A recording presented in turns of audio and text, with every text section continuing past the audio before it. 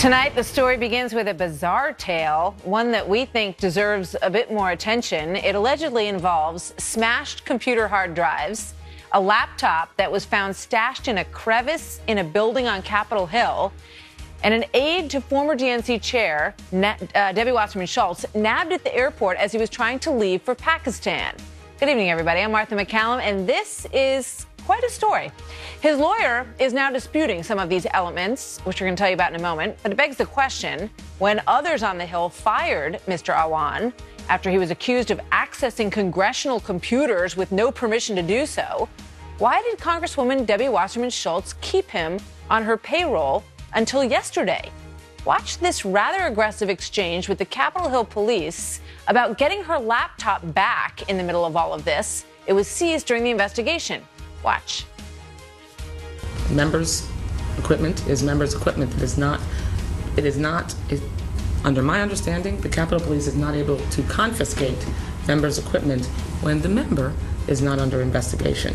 It is their equipment, and it's supposed to be returned. Well, I think there's extenuating circumstances in this case. I think you're violating the rules when you conduct your business that way, and should expect that there would be consequences. There will be consequences, she said. Chief Washington correspondent James Rosen has more on this intriguing story tonight from Washington. Hi, James. Martha, good evening. A lawyer for Imran Awan, the former IT aide to top House Democrats who was arrested this week before boarding a flight to Qatar, is disputing as false that Daily Caller story alleging that the FBI seized smashed hard drives from one of Awan's rental properties. Attorney Chris Gowan also told Fox News that his client, seen here with former President Clinton, had received a green light to travel abroad from the U.S. Attorney's Office weeks before FBI officers, U.S. Capitol Police, and Customs and Border agents swooped down on Awan at Dulles Airport Monday night. Awan was arraigned on and pleaded not guilty to one count of bank fraud charges stemming from home loan applications seemingly unrelated to the $4 million in IT work that he and several members of his family performed for leading House Democrats. The attacks on Mr. Awan and his family began as part of a frenzy of anti-Muslim bigotry in the literal heart of our democracy. The House of Representatives said a statement issued by Awan's attorneys this afternoon, adding, "For months we have had utterly unsupported, outlandish, and slanderous statements targeting Mr. Awan, coming not just from the ultra-right-wing Pizzagate media, but from sitting members of Congress. Now we have the Justice Department," the lawyers went on to say, "showing up with a complaint about disclosures on a modest real estate matter. The government had been informed he would travel and had stated no objection, yet on Monday night he was hastily arrested at Dulles Airport." The lawyers concluded, "We are confident that Mr. Awan will soon be able to clear his name and get on with his life," unquote. A hearing is set for next month in federal district court here in Washington, Martha. James, thank you very much. So here now with more, Chris Stirewalt, Fox News politics editor, Mercedes Schlapp, former spokesperson for President George W. Bush, and Richard Fowler, a nationally syndicated radio talk show host. Both are Fox News contributors. Good to see you all tonight. You know, this has been percolating for a while, and then there was this arrest at Dulles Airport. His other family members who had worked on the Hill left the country earlier in the process as all of this was sort of coming down. But it raises a lot of questions about why Debbie Wassermann Schultz was the only one who kept him on the payroll until right when he was arrested, after the arrest, Chris, right? Well, and more than that, it doesn't seem that he was in a position to have even executed the functions of his job while you and I and Mr. and Mrs. America were paying him. He couldn't do his work because of the investigation and because he had lost these privileges, and she was still paying him. Yeah. And she was obviously very adamant to get that laptop back.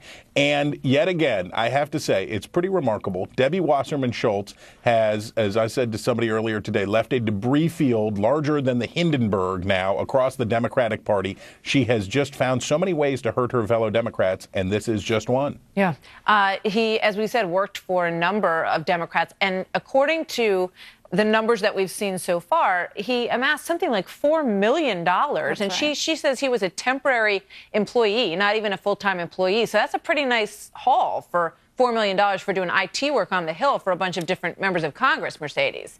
Yeah, no question. And he was banned from the House server network. And yet, Debbie Wassermann Schultz, being a House member, still retained him. I mean, it does raise so many questions. Why did he smash these computers? They need to follow the money and see where this all ends up. You're talking about bank fraud, criminal cybersecurity activities, and the mere fact that Mr. Awan was so close to Debbie Wassermann Schultz. I think it's the making of not only a suspense novel, but a Pulitzer Prize-winning story for journalists who actually want to follow this scandal. And unfortunately, you see so many journalists focused on on Trump fever and on Russia that there's little room or little space to even talk about what could be potentially a very devastating situation for Debbie Wassermann Schultz. Yeah, Richard, what do you think? Well, here's the thing. I think we have to, this is just allegations at this point, and we have to wait till the court plays itself out and see what evidence we do have. I can't speak to Debbie Wassermann Schultz HR decisions. They're beyond me. But what I will say here is that I think we've got to sort of see what happened here and really take a look at, one, how did he manage to get a mortgage, equity loan on a house that he didn't own? Right. Right. And how did he was all renting these the house for the folks at home? Right. And and he got $100,000 and some odd loan, which to me seems, I don't know which bank person would actually do that. So there seems to be a larger situation. I don't think it's scandalous. I don't think it reaches to scandal, but I do think clearly the FBI. What about just the basic fact of paying him with American taxpayer dollars to do a job that he was not able to do? Keeping him on the payroll, it's not her money. It's our money.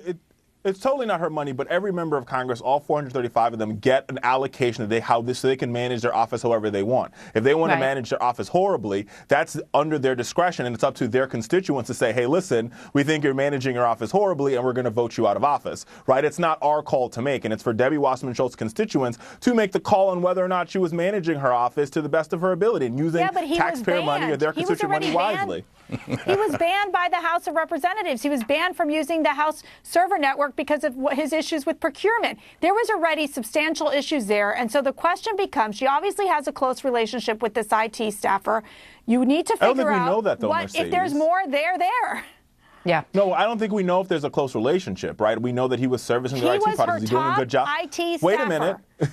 Wait a minute. How about if she only had one IT staffer? We don't know any of these details. So if you're the only one, you could be the top staffer. My point here is we've got to let this court case play out. Let's look at the facts and let's have the justice system do its job. Clearly, he shouldn't have left the country, but the Justice Department allowed him to leave the country. And so there's so much problems here that I think we've got to let the courts and the FBI and investigators do their job the same as we should do in the Russia investigation. Let Mueller and his team do the job, and then we'll come out with the conclusion for the American people. But it is weird. Before I let you go, Chris, I mean, it's weird that this hasn't gotten more attention. I mean, there's clearly a lot of intrigue here. And as Richard said, you have to follow through this process. But as Mercedes says, you do also have to follow the money here. $4 million is a heck of a lot of money for these three individuals to make doing IT work, freelance on the Hill.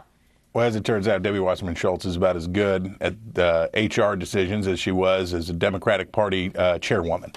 She's bad at this, and she has continued to be a blight on that party, and that also, at a certain point, comes to the feet of Hillary Clinton, who retained her in that position until it became untenable and defended her, even when she was caught on video. Never forget, she was caught on video, essentially talking about trading her vote on an important issue for the support of a benefactor. Not a good look for Democrats. All right, I'm going to leave it there. Thanks, you guys. Richard, thank you. Mercedes, thanks to you. Chris, always good to see you. So coming up next here tonight.